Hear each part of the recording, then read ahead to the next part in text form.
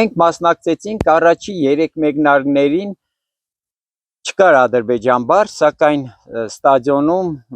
վասկուղիներում կային այդ ցուցատախտակները, որտեղ գրված էր Ադրբեջան, մենք նայում ու ոչ թե ծիծաղում, այլ ջղայնանում էինք ոչ թե Ադրբեջանի վրա, այլ մեր իշխանությունների, որ Ադրբեջանը չունենալով գոնե մեկ մարզիկ, բայց այդպեսի հսկայական գումարներ է դնում դահուկային սպորտի մեջ, դարել է գլխավոր սպոնսորներից մեկը, իսկ մեր պետությունը ոչինչ չի անում, չնայած այն բանի, որ բազմիցս երևի մի 100 անգամ եւ դիմել ենք կառավարություն, դիմել ենք իշխանություն, դիմել ենք նախարարություն, մի քանի անգամ անձամբ դիմել ենք Փաշինյանին, մրցումների ժամանակ, պարգևադրությունների ժամանակ հանդիպել է տղաս, կինս, ես, ստեղ է եկե Աշոց, դիմել ենք իրենց, թե այս հիանալի սպորտաձևը, որով ապրում են հյուսիսային Հայաստանի բնակիչները, ունի մեծ ապագա, սա տուրիզմ է, սա բիզնես է, չէ՞ որ դահուկային գույք ու հանդերձանքը հսկայական գումարներ կարող են բերել, եթե վաճառվի, մարդիկ հագնեն, գան, մարզվեն, դրա համար պետք է գնեն։ Սակայն միշտ եղել ենք անուշադրության առաջ, բայց դա առանձին հարց է, իսկ այս մրցումից առաջ պարզ դարավ 2 ժամ առաջ էր Միքայելը ինձ ասեց, որ պապ նայե այսօրվա համարի վրա գլխավոր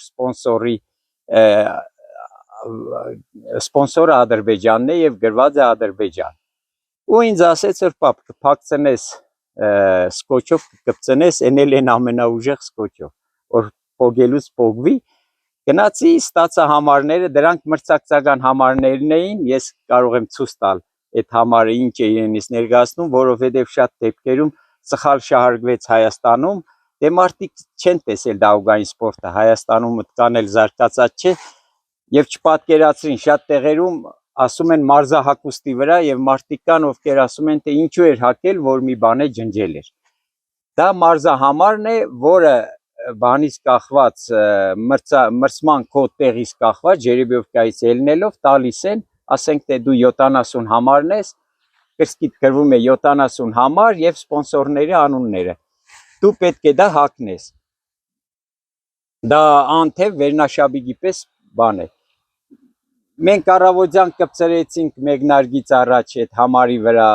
սկոչով, Միքայելը դրանով նախավարժանք կատարեց, եկավ եւ մասնակցեց մրցմանը։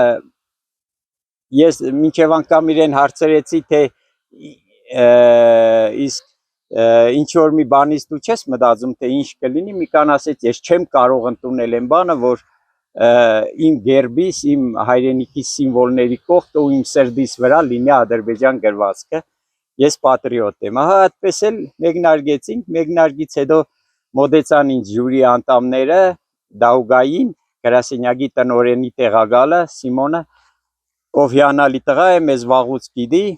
նա մոտեցավ եւ խնդրեց, որպեսզի ես Միքայելին ուղարկեմ իրենց մոտ հանձնաժողովի նիստին։ Միքայելը հետ վարժանքի էր գնացել, վերադարձավ գնաց, նա ամեն ինչ այնտեղ պատմել էր, նրանք հասկացել էին, սակայն ասել էին, որ ըստ մեր օրենքի մենք պետք է տուգանենք։ Պարոն Միքայելյան, արդյոք իր այդ քայլը իր սպորտային կարիերայի վրա հետք չի թողնելու։ Չէ, ես չեմ գտնում, որ Միքայելի սպորտային կարիերայի վրա դա կարող է հետ թողնել, որովհետև հստակ գոյություն ունի մեր դահուկային ֆեդերացիայում միջազգային օրենք, օրենքի համաձայն հասնում է տուգանք։ Տուգանքի չափը ես չգիտեմ, ինչքանից ինչքան է, դա պարզ կլինի իրենց կարծեմ մրցաշրջանի վերջում, սակայն այն օր ինքը եթե կարող էր չմասնակցել այդ մեկնարկին, համարը չհագներ կամ ցուցադրաբար մեկնարկից առաջ հաներ համարը դներ գետնին եւ չմեկնարկեր, հնարավոր էր այդպեսի բաներ, բայց ինքը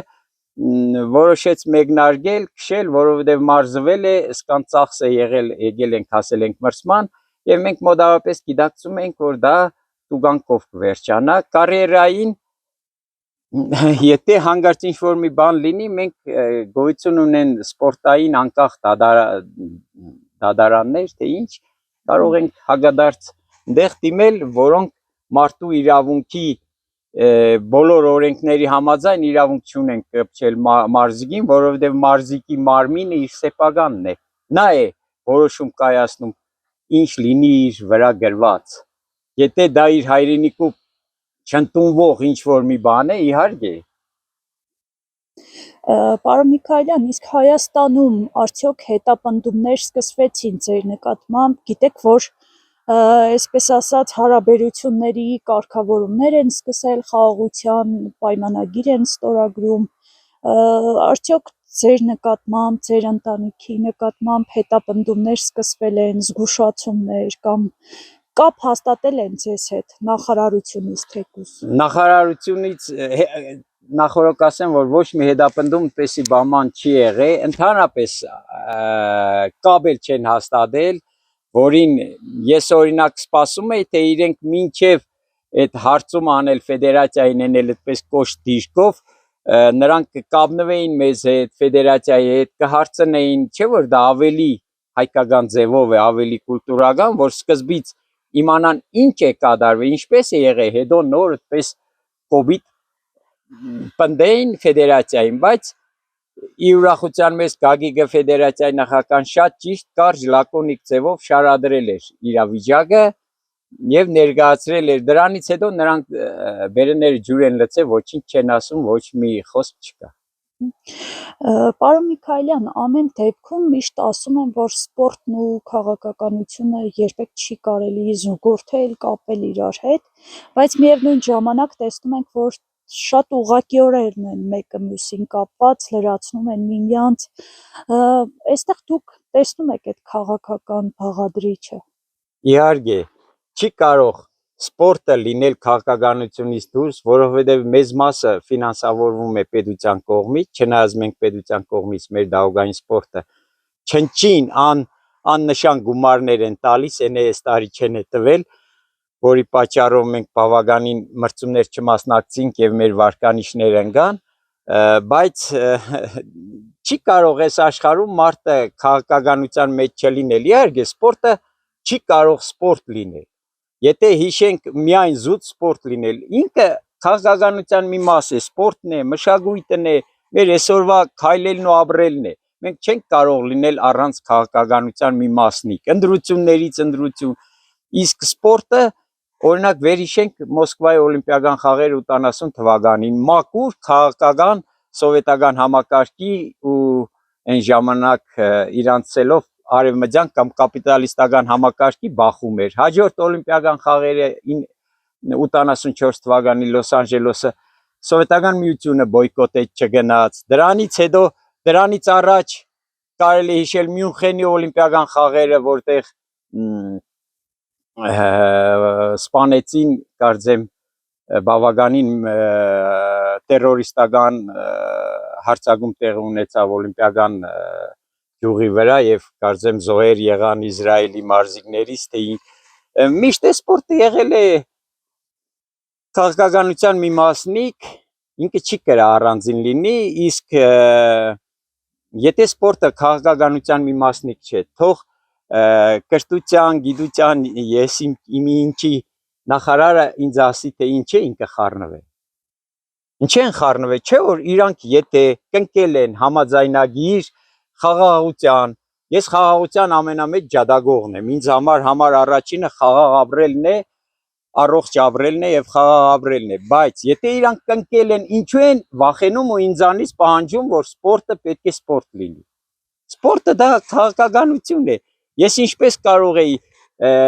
դեմ լինեի Միկային եւ ասեի, չէ, դու իրավունք չունես փագելու, բաց քշիր, մենք խաղաղություն ենք կնկել, եթե այստեղ 14 անմեղ տղաներ զոհված, ահա վերևում մեր գերեզմանոցն է, Պանտեոնը, որտեղ 14 զինվորներ են պարգած, ովքեր դավաճանաբար կեսը զոհվեցին հրամանատարների սխալ քայլերի պատճառով։ Նրանց մեջ կան նաև իմ նախկին մարզիկները, ովքեր մարզվել են դահուկում։